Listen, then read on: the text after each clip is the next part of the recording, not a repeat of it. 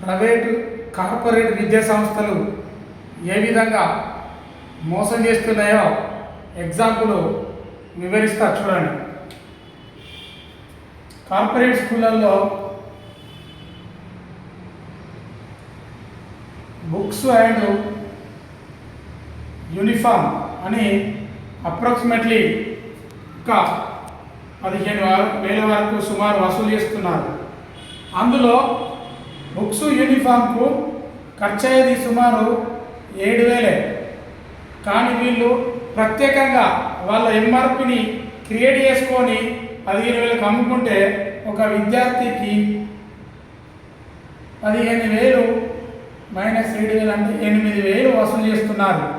అదే తరహా సుమారు ఒక ఎగ్జాంపుల్, ఒక కార్పొరేట్ స్కూల్లో ఒక 500 మంది స్టూడెంట్స్ ఉన్నారంటే ఏ విధంగా మరి దోపిడీ చేస్తున్నారు చూడండి. 500 మంది ఇంటూ 7,000 8,000 సుమారు 40 లక్షల రూపాయలు. అంటే సుమారు ఈ 500 స్టూడెంట్స్ ఉన్న స్కూల్లో అప్రాక్సిమేట్లీ 18 నుంచి 20 మంది టీచర్లు ఉండొచ్చు. సరే 20 మంది లెక్కేసుకుంటే 20 మంది ఇంటూ 20,000 సుమారు ఒక 10 నెలలు స్కూల్ ఉంటుంది. అంటే 20,000 ఇంటూ 20 అంటే 10 నెలలు ఇంటూ 40 లక్షలు. అంటే ఒక స్కూలు యూనిఫామ్ బుక్స్ మీదనే వాళ్ళు ఒక సంవత్సరానికి టీచర్ల మీద ఇచ్చే సాలరీని స్కూల్ బుక్స్ యూనిఫామ్ ఓన్గా తయారు చేసుకొని ఇది విద్యార్థుల నుంచి మరి అక్రమంగా అంటే నిలువు దోపిడిగా వేస్తున్నారు. అది విద్యార్థుల యొక్క ప్రైవేట్ స్కూల్లో కార్పొరేట్ స్కూల్లో చదివించే తల్లిదండ్రులు ఖచ్చితంగా అవగాహన నేర్చుకోవాలి.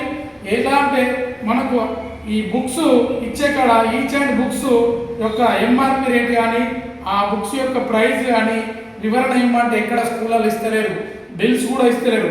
కాబట్టి నేను విన్నపం చేస్తున్నాను తల్లిదండ్రులకు, ఖచ్చితంగా ఈ విద్య దోపిడీ మీద ముందుకు సాగుకుంటే మన పిల్లల భవిష్యత్తు ఆర్థికంగా దెబ్బతినే అవకాశాలు ఉన్నాయి. కాబట్టి ఖచ్చితంగా మీరు అదే స్కూల్లో బుక్స్ యూనిఫామ్ కొనమని డిమాండ్ పెట్టినట్లయితే ఖచ్చితంగా మీరు ఆ బిల్ రిసిప్ట్ తీసుకోండి. మార్కెట్లో దొరికే ప్రైస్ ఏంది, వీరు ఇచ్చేది.